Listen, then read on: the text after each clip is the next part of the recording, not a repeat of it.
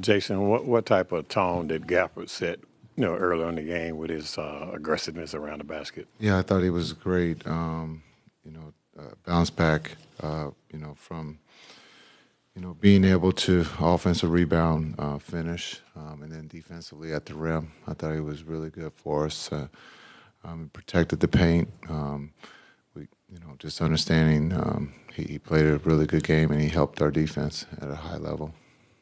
You guys didn't have a lot of lob dunks the first two games. Just talk about the impact of the lob dunks tonight. Yeah, I thought in that first half we had 10, I think, and in the first two games that's probably the total that we had. So just to understand what they were taking away, I told Kai he probably had a career high at lobs.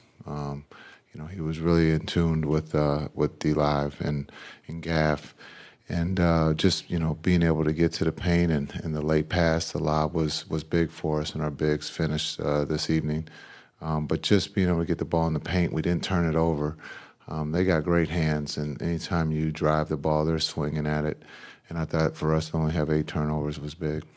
You said they weren't giving you the lobs, but so in essence, how did you take them back? I know some of them were in transition. Yeah, I think when you look at just being able to get the ball in the paint and Kai's ability to score in the paint, and so you have to pick your poison. If you're going to let him get going, he will take it, and then for him to be able to read that if they step up, he's able to dump it off. And I thought being the quarterback between him and Luka tonight was at a high level with the lob and being able to get others involved.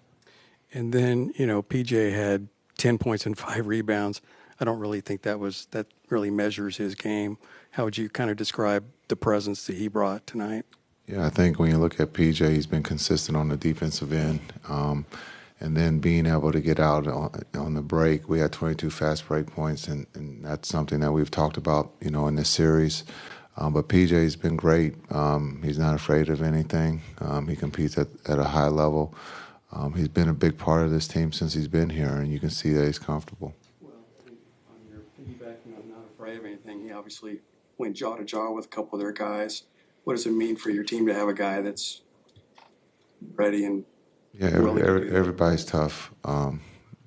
Just looking at, he's competing. We're all competing for each inch to find a way to win. And, this series is going to be more mental as it goes on because just of the physicality, the play is very physical, but the mental aspect of this series, we have to be sharp and we have to understand what's taking place. And I thought the guys did a great job of protecting one another. Jason, to kind of further that notion, you talked about the physicality and the mentality. What was the message to your team in terms of keeping your composure when it looked like they may have lost theirs on this night? Yeah, I think we've talked about our energy, positive energy, protecting one another, trusting each other. You can see the chemistry is at a high level on both ends. And so that's just something that we've always talked about is making sure that we're not making a bad mistake and putting our teammates or our team in a bad situation. And I thought the guys did a good job and have done a good job of protecting one another. We talked about it earlier about the lobs, but was it an emphasis to attack the inside and to make sure that you guys can play your game?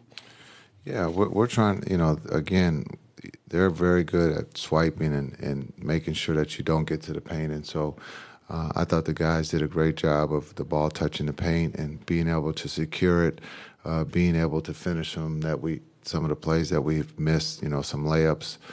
But to be able to get the lob involved tonight was big on both ends, just for our energy, and then also on the defensive side that, carried over with our energy and just understanding that's been a big part of, our success offensively is being able to play, above the rim. Hey, Jason. Kyrie Irving, he had 2 points in the first half. He had 21 points overall,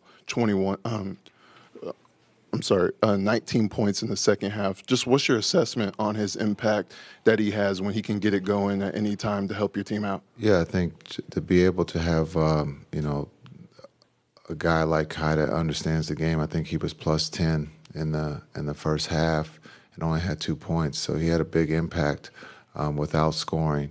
And then to be able to, he exerts a lot of energy on the defensive side of the ball.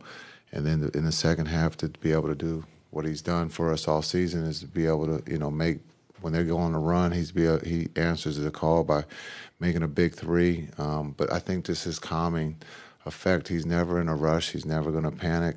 He feels that everything's under control, and the guys trust him out there on the floor, and you can see that in the second half. Jason. How would you rate the energy, effort, and enthusiasm of your team tonight? Yeah, it was good. We got a long ways to go, but this is a great stepping stone for us to be able to continue to keep building. We haven't done anything. We protected home. Half of the serve is now to protect Sunday, just like we did at their place. We won that second game, so we understand what's at stake for Sunday, and now we got to go back and see how we can get better. Jason, Luka had 12 points, 5 rebounds, and 5 assists in the second quarter after leaving the game in the first. Just what can you share with us about the injury he had, and what does it say that he was able to kind of fight through it for the rest of the game? Yeah, I think I don't know if he was hurt. I don't think he ever left the bench. Just to be able to play the minutes that he's playing, he played 40. We got his minutes down tonight. Understanding we lean on him to do a lot for us on the offense and defensive side of the ball. But I don't know if it was hurt or he was just trying to get warmed up. But he had a lot of good looks for us. He created a lot of baskets for our teammates.